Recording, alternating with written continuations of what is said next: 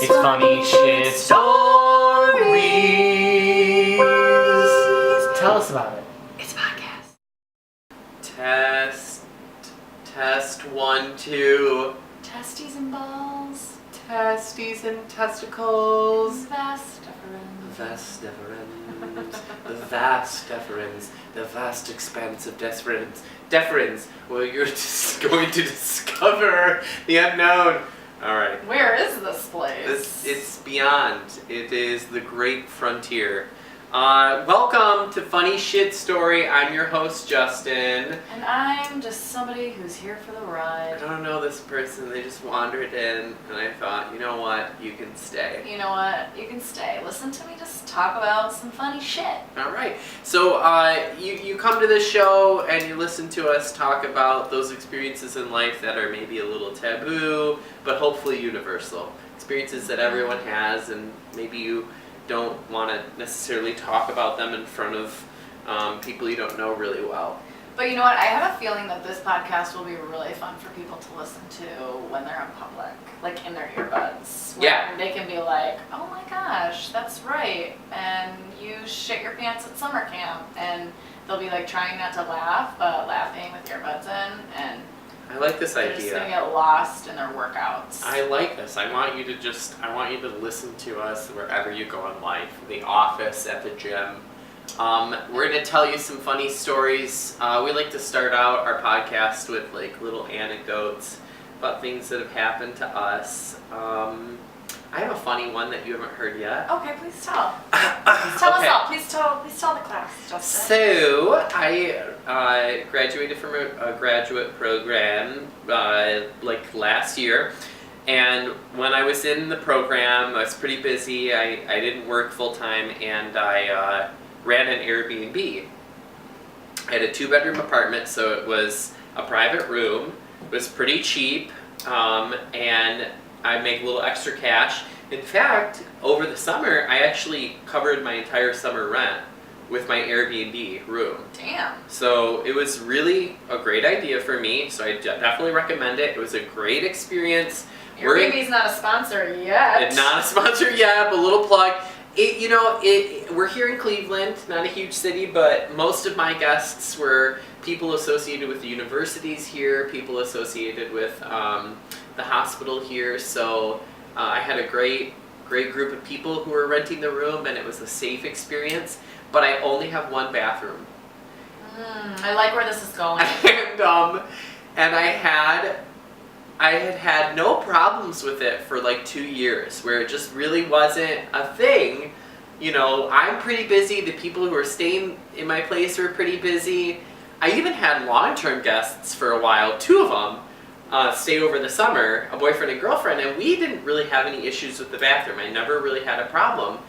And then I think it was just this one morning, I had a guest who was really only there for one night, and I woke up and I had a bit of a turtle head poking out. That's my Scottish accent. In the middle of the night? No, like in the morning. Like I just woke up and I had to poop, like really bad, like immediately. Like, and I'm pretty regularly like scheduled programming, like for my bowels. Yeah. Like I don't know what it was going on that morning, but I just woke up and I had to go, like right away. And my guest was in the bathroom.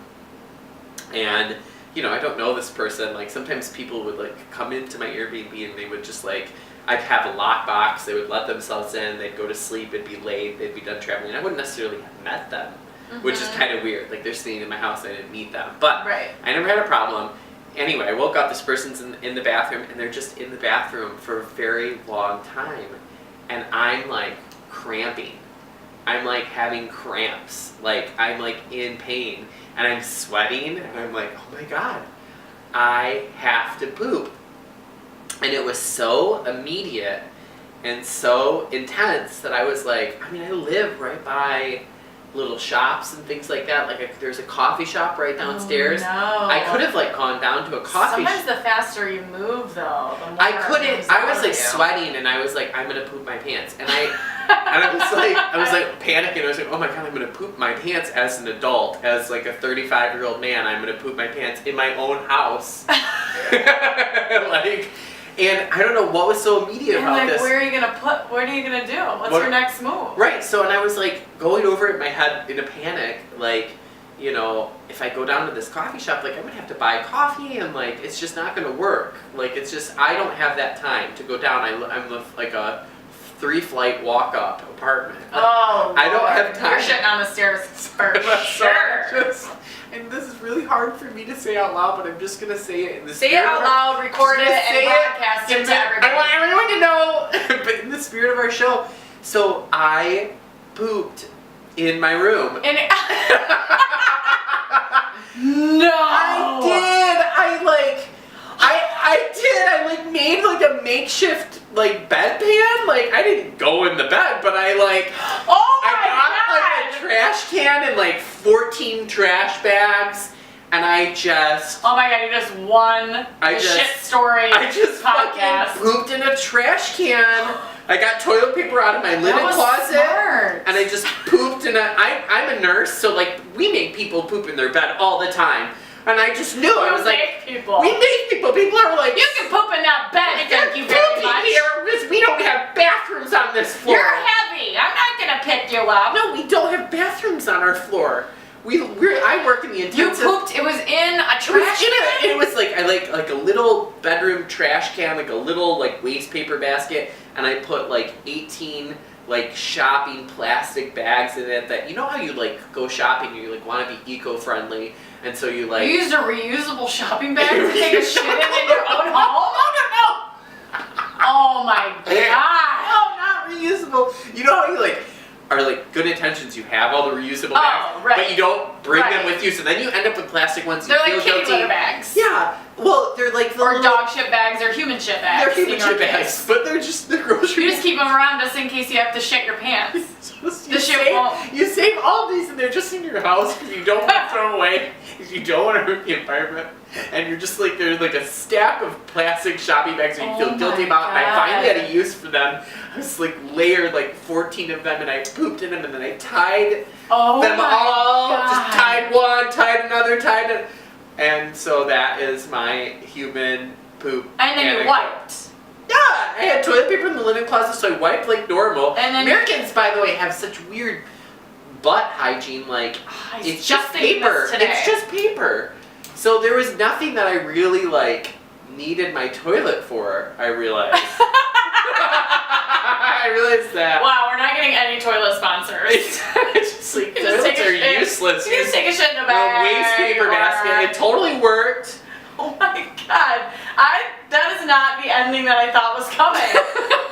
I thought you were gonna say I almost didn't make it, and then I had this shit like I somewhere pooped in a outside. waste I just had Paper. no. Think of this, like we make people do this in nursing. Like when you get in the intensive care That's unit, so there's no bathrooms. We make you poop in your bed, in a bedpan. It's part of life. And that goes along with our fucking story, our podcast, because It's out there, people. People are shitting everywhere People- outside of toilets. yes, outside of it, people get sick, and we don't look at that in life or in society, but people get sick and they poop in their bed, and it's very difficult for them.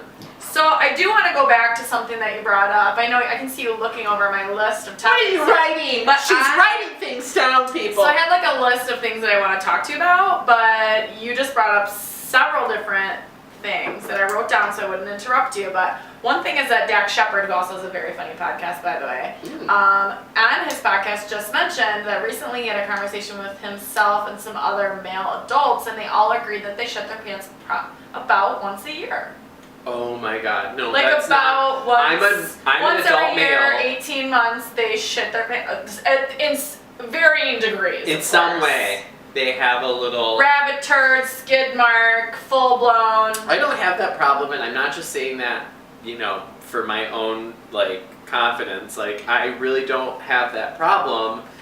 I'm not. I'm like weirdly OCD about hygiene. You know, I even have a bidet. Oh, you do? I do. I have a bidet. It's just a toilet seat. Do you keep it in your bedroom?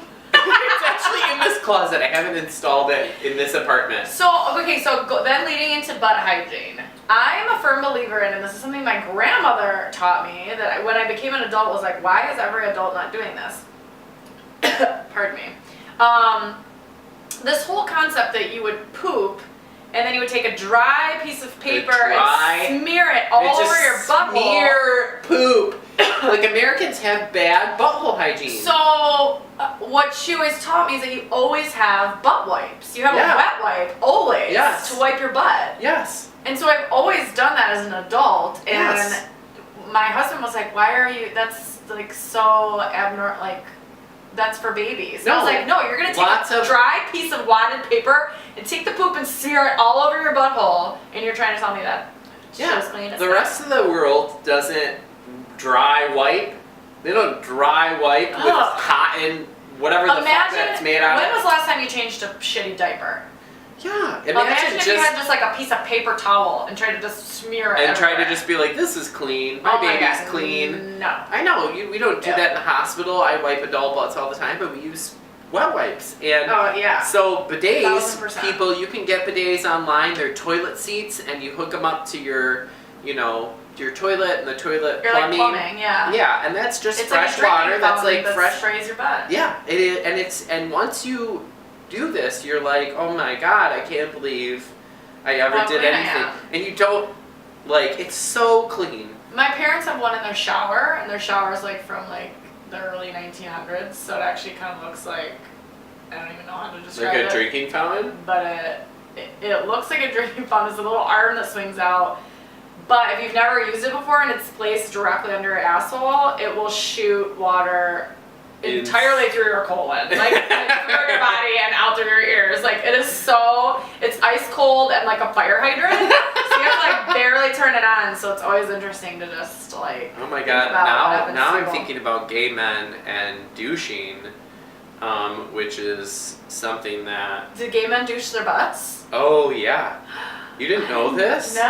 Oh, this is all the Like gay an men. enema? All the gay men right now are just Like, stop telling our rolling on secrets? No, they're just rolling on the ground because it's like such common knowledge in our community. Gay men like douche. They put water inside their butts constantly. I'm gonna write that down because I feel like we should come back to why that might be unhealthy. Oh no, it can mess with your electrolyte balance. But there's And your microbe. but there's plenty of articles out there. I mean, we're not new at this. We've been doing it for decades. Like you have to use it in moderation. As with all great things in life, you cannot do this It's every not day. healthy to douche your vagina. It's not. It messes with your electrolyte balance. It can dehydrate you. But most gay men understand this. That this is not something that they can do Oh my gosh. frequently. But at the same time, this is something that is also a part of having. For some men, I mean, you don't necessarily have to either. Like, just like with the way the body works, like it's not like you have poop hanging out in your colon No, generally. Right. You know, and so it's fine in terms of like intimacy to not do it, but some men, feel more confident, I think, after they have done something like that before they are with their partner. So it's very common. Lots of men do that. You can even get like shower attachments, and that's what your story reminded me of. You can attach like a douche hose. Maybe that's what that is. A douche hose. shower. And it just like is A like a butt fucking enema. fire hydrant, just shooting water pressure right up your colon. You gotta be careful. I mean, like in dangerous. You gotta be careful. And it's like a fire hydrant. And teachable wash, moment. that's what it's like. Teachable moment. You don't have hot and cold sensors in that part of your body, Ooh. so you can You could really hurt burn yourself. yourself. You can really injure yourself. Cold will How can cause cramping, and heat can really burn that tissue. How so you need to come- be very careful if you're douching. How come your butthole feels hot when you get diarrhea? What about hot butt? Well, your butthole is external, so your butthole Oh, so has you mean like temperatures, but internally. in that tissue, you can burn that tissue. It's extremely sensitive. Oh. The skin cells there, I don't remember what kind of. I'm sure some They're medical smooth professional muscular can. cells. Well, their skin right? cells are like simple squamous or something, but they slough off easily. They're not, built for A lot of a lot of violent hot activities. water. It's not like the birth canal. This is not a Birth hot canal water area. is tough. It That is is a tough. tough It's mother. It's tough. Okay, It's you gotta tough. tell us your anecdote now. My anecdote. We need an anecdote from you, young lady. Well, it wasn't really an anecdote. It was just it's shit related, and we started to talk about it earlier and I didn't want to tell you. Don't tell me now. Because I wanted to tell you now Tell me now! that I have a distant relative who I won't out on this podcast, but Tell me their first name and their social security and number. their exact address. Who is married, but his wife told me that he swears that you get diarrhea if you have sex with a redhead. And like I laughed because I was like, well, that's just like he's just being silly. And like I asked him about it, and he was like completely serious. He's like, I'm not kidding you. The only times I've ever had sex with women who have red hair, like true red hair, I had diarrhea for 3 days and I couldn't leave the house. And it made me feel like maybe there's some witchcraft going on. Okay, and we want to say to all our redheaded listeners that we're not ginger haters. I know Not that. at all. I know that there was that episode. He continued to have sex with redheads, so obviously it was They're worth gorgeous witches. it. And Obviously it was worth it. male and female witches. Men can be witches, right? Yeah, sure. And what we're trying Sure, to if you want to take that too, go ahead. We're okay. We'll take it all. Sure. I want everything to Sure. be for me. I'm a white male. Just give it to the men. Give it to me. Hand it over. But we love our gingers, and I don't know if that's an inappropriate term. Are we getting slightly? No, I think we're okay. We're okay. Gingers, let us know. Gingers, Little let us know. gingerbread men and little gingerbread ladies. Are you we let in us trouble? know. This is okay. Can we say these things? We're not trying to target our redheaded, listeners or friends. I think it's a cute. It's a cute thing, but write in if you do cause diarrhea. Let us know. If you have a partner who has IBS, you might be onto something. Onto something. Let us know. Write After in. listening to this Tell us podcast. if you're causing people diarrhea. Yes. That's what I wanted to ask. So actually, your whole thing about butt hygiene and butt douching, which I'm just happy to know about now, leads me to a teachable shit moment that I would like to I'd like you to please teach me something. I want to teach you about this. Okay. It's something you already know. Okay. So it'll be really I'm gonna act easy. surprised. And before I go into some of this info, which I mean we're trying to really be, profesh. I did a little bit of homework here, just kind of like wrote down what I wanted to go over, but I want to give some props to my sources because I did get some info from the National Institute of Health. Ooh, good. She's got sources. From Dr. Gershon, who's a professor of anatomy and cell biology at Columbia Presbyterian Medical Center in New York. Ooh. In case you're out there, Dr. Gershon. Ooh, good. Thanks. Enunciation. I'm not going to be this good when I do mine. He is one of the founders of this new field of medicine called neurogastroenterology. Okay, yes. Are you familiar with this? I am a little familiar. There's definitely a connection between your brain and your GI tract, and your brain and your body, Exactly. and specifically neurotransmitters. Yes, that's what So we're your going to brain get into. chemistry and. So I also got some info from Science Mag. Oh, so I'm just impressed. Yeah, so anyways, I wanted to talk a little bit about the gut-brain crosswalk because some of this shit I already knew, but when I really read some of these details, I was like, oh my gosh, I didn't really realize the extent to which this was going on. So of course, we all know that there is a connection between your brain and your gut. So for instance, when you get nervous, sometimes people get queasy stomach. When you get butterflies in your stomach, people talk about having like a gut feeling, or when you get bad news, it feels like you've been punched in the gut, like that kind of thing. So we all know that there's a connection between the brain and the gut, but what's relatively new, within the last like 5 or 10 years, there's a lot of studies that are starting to show that messaging system is bidirectional. Ooh. And that your gut is actually so powerful and so responsible for a certain level of neurotransmitters that it could actually be considered a second brain. Ooh. So, talking about this newly discovered neuron circuit, which is in the smooth muscles of your large intestine, right? Right. Not only that, but the rate at which your gut can send a message to your brainstem is incredible. I don't remember what it is. How fast it is, but it's like like instantaneous. almost instant. Micro. So we're not talking like, you have some stomach upset or you have some gut flora imbalance and then it might impact you like a couple of days. Like I'm talking like it can affect you like right away. Also thinking about the ways that medications, once you take them and they're in your digestive tract, that impacts your digestion and your brain, obviously. Okay, right? Right. So although serotonin is a well-known brain neurotransmitter, serotonin being like a feel-good chemical, Right. it is estimated that 90% of this body's serotonin is made in your digestive tract. 90%. I knew that. Okay, well look at you, Mr. Serotonin I over didn't here. know that. I didn't know The that. salt and the serotonin. I'm lying. I didn't know 90% was made. I didn't know it originated there. I just know it was a lot of it is used in your GI tract. Can you just act surprised? Okay, I'm not surprised, but I have a story that goes along with it. So, okay, wait, just hold that thought Hold for the a second. phone. Because those altered levels of the peripheral serotonin have been linked to diseases such as irritable bowel syndrome, cardiovascular disease, osteoporosis. And obviously, microbes, being like good bacteria, so probiotics, prebiotics, can help create the right kind of jungle you need in there to produce serotonin, right? The gut contains 100 million neurons, which is more than your spinal cord.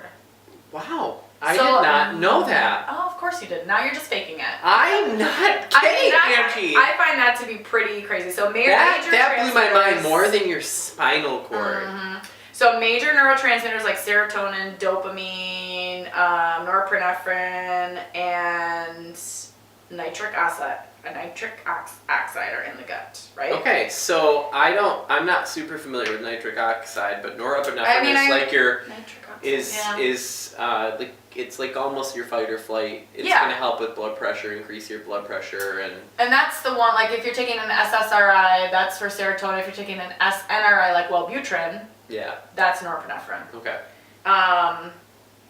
So the central brain encounters a frightening situation. So thinking about how stress can impact your digestive system, which I think we all kind of have seen that pattern in everybody's life, right? Some people can't poop when they go to a new place. No, and sometimes all people can do is poop. Yeah. Like at summer camp, for Yeah. instance. Yeah. That's a funny story that Angie's gonna tell you one day. Yeah, well, you'll hear it on some episode. So you release stress hormones that prepare the body to fight or flight, right? The stomach contains many sensory nerves that are stimulated by this chemical surge, hence like butterflies, queasy. So if you think about like on the battlefield, quote unquote, so if you are feeling threatened, your higher brain might tell your gut brain to shut down, or vice versa. Right. Your gut might tell your brain to shut down. So and what's interesting is that I read in a couple of places that they would say, I think this was in Science Map where they said, so like for instance, a frightened running animal does not stop to defecate, which is not true.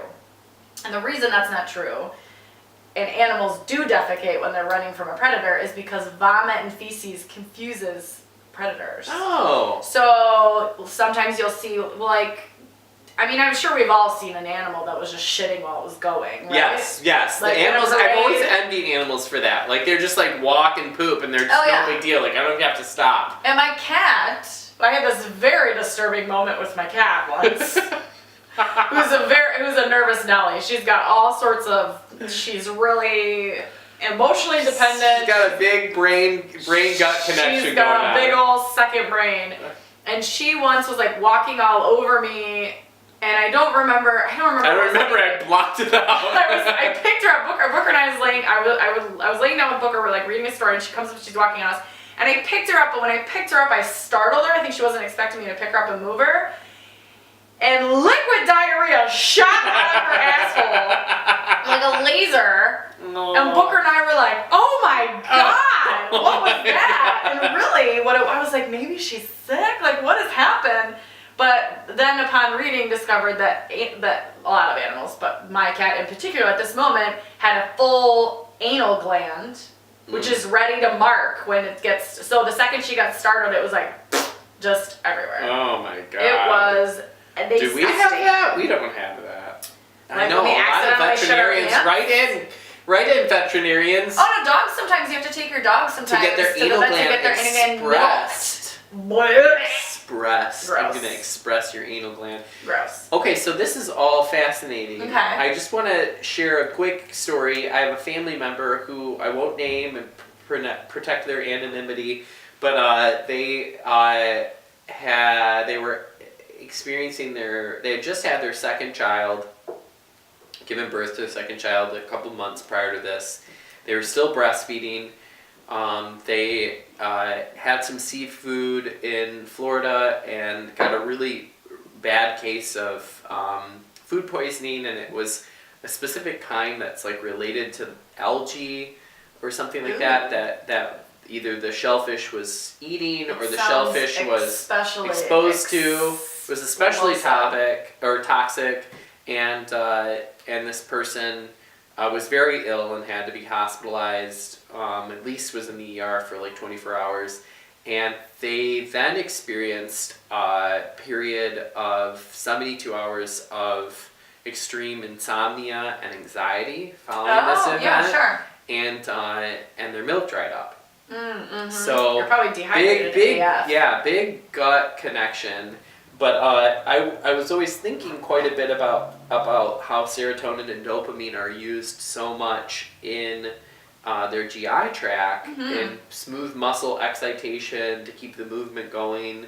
And I'm sure when you're facing some type of invader, some type of pathogen, like related to food poisoning, you're probably diverting all these resources to your GI tract, and then her whole brain chemistry was severely off after this. Yeah. Thinking about then how people with subpar diets Okay, yes. and or lesser access to healthy foods and fermented foods and foods that create a good gut flora. Yeah. People that live in food deserts. Yes, food deserts. Yeah, that's a real how thing. might this be expected to impact their neurodevelopment and their neurofunction? Oh my goodness. So just think about it. We don't need to start talking about that because it's a whole other thing, but that is a heartbreaking topic as well. We really do need to explore that at a later podcast, because that requires that really requires an entire episode, I think, to focus on something like that. How does malnutrition affect the psyche? I do have a thing to say about that. One thing I've always considered fascinating about human beings is that happiness is something that is not necessarily easy to attain, nor is it necessarily equally available. But what I love about this idea of happiness is that you can attain it even in places where you are experiencing great deficits. That it is a psychological state of being, that it comes from within, and that it is available even in the face of extreme adversity. And so that's something that I would like to explore as well when we go down that road. I'll put it on the list. Malnutrition, And how it affects your psyche, and happiness available to those who are experiencing extreme adversity, like malnutrition or extreme health events and things like that. Right. But also, I don't just mean how does it impact your mood and your level of happiness, because neurotransmitters, while we think of them as feel-good chemicals, they also are involved in a lot of executive function, like memory, thinking, concentrating, sleep regulation. Oh, yeah. Regulation of attention span, regulation of Yeah, focus, absolutely. regulation of wake and consciousness and alertness. So all those things are integrated. Oh, absolutely. And I know that, I've had patients in the psych field, the interesting thing is, the first time I was exposed to somebody who had been battling a lifelong eating disorder, and this person, I've faced patients who have been battling lifelong eating disorders for decades, and what you don't think about is that when you starve the body, you starve the mind, and not only does your body shrink in size, but your brain shrinks in size as well. And so there's this thing that can happen to severe anorexics that is a lot like having alcoholism for your whole life. Oh. It's almost like wet brain. So wet brain is a term we use for people who have really been, again, malnutrition, starving their body of nutrients because they're drinking. Chronic alcoholism will strip you of nutrients. Alcoholism strips you of nutrients, and it creates a type of dementia later in life. And if it makes you chronically dehydrated. It does. It can cause Wernicke's syndrome as well, which is a type of nervous system disorder, but it can cause symptoms very similar to dementia. And what makes recovery so difficult when you get to that point is that the very tool you need to recover from addiction is your brain. Yes. And if you've gotten to a point where you're experiencing some really big cognitive symptoms, some memory symptoms, and some dementia, it can be, the potential for you to recover at that point can be, it could just be a very, very, like, almost insurmountable barrier to recovery. And I don't mean to be negative, but sometimes after decades of eating disorders as well, you experience a type of almost like, I don't think that this is, so somebody will have to write in and teach us a little bit more about this, but you can experience some cognitive symptoms that make it really challenging to recover. Yeah. Because you've been starving your brain of nutrients for decades. Yes. So if you do want to write into us and tell us a funny shit story or just teach us all the shit we're wrong about, that'd be great. And you can send an email to funnyshitstory@gmail. Yeah, funnyshitstory@gmail. Or you can direct message us on Instagram. We're at funnyshitstory. Angie remembers all of these things. She's in charge of social media. I'm sitting here, we're recording our voices right now, obviously. This is a podcast. Good job, Justin. Hey, just so you guys know, we're recording this Did right you guys now. know that this is called a recording? You're here with us, and we don't have your consent, but we're recording. But Angie's voice is a little higher pitched than mine, and when my voice is really low, it just does not. I've got this wonderful visual that I'm looking at, which is like, that audio signal as we're recording it, a little, visual, like, audio stream. We'll worry about that later. It's interesting, but when I talk low, it doesn't register as high as. So we have 10 more minutes. Do you have time to teach me something, Okay, Justin? so we're trying to teach each other things for this podcast. It's like one of our goals is to have like a funny little anecdote. Shit-related. Sometimes shit-related. Whatever. We don't need to promise you anything. We'll give you whatever. We'll give you whatever we want. We've got a couple minutes. But, okay, so recently, Olivia Colman just won an Academy Award on Sunday, 91st Academy Awards. And for what? So she won the Oscar for Best Actress, and this is, I believe, a British actress. And she's had a long career, actually, 2 decades, but I haven't known her since before this. And I saw her speech, and it was incredibly endearing. And I thought, here's somebody who I don't know, who is not in their 20s, is not a new up-and-coming actress, and she's winning her first Academy Award. Mm-hmm. Now, when you explore Olivia Colman's story a little bit more, you start to understand that, okay, she's a British actress. She's been having varying levels of success, but she's had quite a long career. She's been doing this for, 2 decades or more. So, but what did she win it for? She won it for portraying Queen Anne in The Favourite. Okay. So, so look that up. I need to watch that as well. Let's make sure, yeah. So look that up. I need to watch that. But what she really got me thinking about is success later in life. And whenever I think about that, I think of Estelle Getty, because Estelle Getty was born in 1923, and her first film credit is actually something called, I'll have to look this up and see if I can find it, but Stop, Don't Shoot? No. It's from 1978. And it was something called, oh my god, let me see if I can find it. So 1978, it's something called Teammates, and she played a teacher. So at that point, think of this, 1920 to almost 1980, she is nearing 60 years old. And that's her first film role. Wow. Estelle Getty.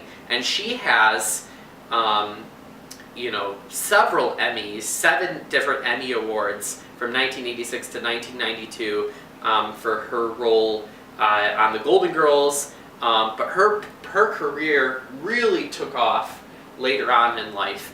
And I started just kind of Googling all these different people who had success later on in life. Martha Stewart actually owned a catering company, but it wasn't until her book was published at the age of 41 that she really started to see some success. Joy Behar, co-host from The View, English teacher who didn't launch her show business career until the age of 40. Vera Wang was a figure skater What? and a fashion editor before she decided in her 1989 wedding at the age of 40 that she wanted to be a designer. That's incredible. Vera Wang. So I just started thinking about success later on in life, and I'm obsessed with this idea. When is it too late? When does it hit? And what is related to success? And they study this a little bit in psych. This is connected to our theme a little bit because, first of all, I feel like in our culture we don't really focus on aging a lot or people who are older very much. We don't give them much of a platform. I feel like we're inundated with images of youth, and we're a very youth-obsessed culture, and I think that's something that we can all kind of recognize, that we're pretty youth-obsessed. But I'm getting older. I'm only in my mid-30s, but I work in a field where I face mortality, I care for people who are older, I care for the sick, and I face that part of life on a regular basis, so I think about aging quite a bit.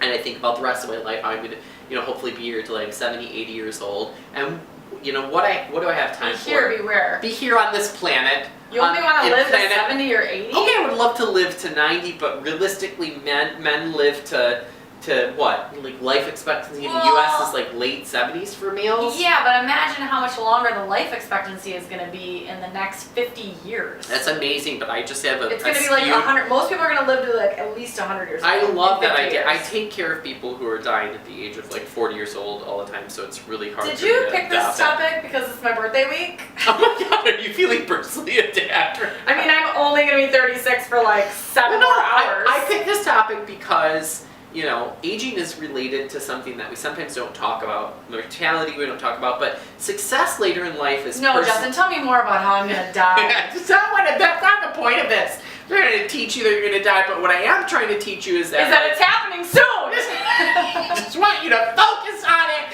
Just think about it. Think about your own death, people. That's my advice. Never be famous. To you. But no, the point is that no matter how old you are, you can still go after those things in life that really light a fire inside your heart. And for me, that has always been performance. I'm a nurse right now, a professional nurse, but I have a longer relationship to performing than I do to the art of nursing. Is the picture of success always been a podcast about shitting and other random topics? It hasn't, but you know what? I'm kind of I'm a little easy. It could be at whatever gets me there, if you know what I'm saying. No, so I know it could be a what you're podcast. I've tried writing things. I've done theater. I've done film.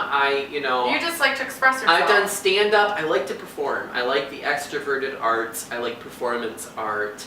And there's whatever. And it's not selfish. It's like masturbation. It's not selfish. It seems like it's for you, but it can help others. But it can help others if you let them watch you do it. Yes. That's a direct quote from your hostess, Angie.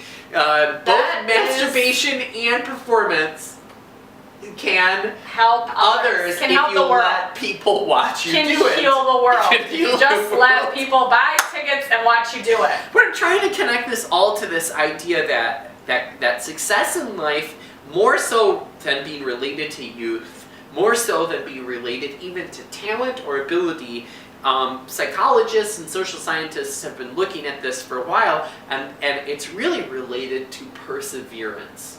It's really related to those personalities within history who do not give up.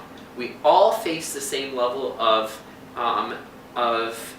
obstacles and failures. Some people have different... I'm going to stop you there, though. Okay, I didn't mean we all face the same level of obstacles and failures because I am a white male and I do not face the same level. And you don't know what it's like to get your period when you're in the front of a boardroom. I don't. No, I don't. And people listen to me when I talk lower for some reason. They just look and they're like, yes, good ideas. You just dangle your balls in front of somebody. I just slam my big wing and people are like, pay attention. They're like, never mind, the rules don't apply. To this guy. Give it to him, he's in charge. But that's not what I'm trying to say, but we all face failure.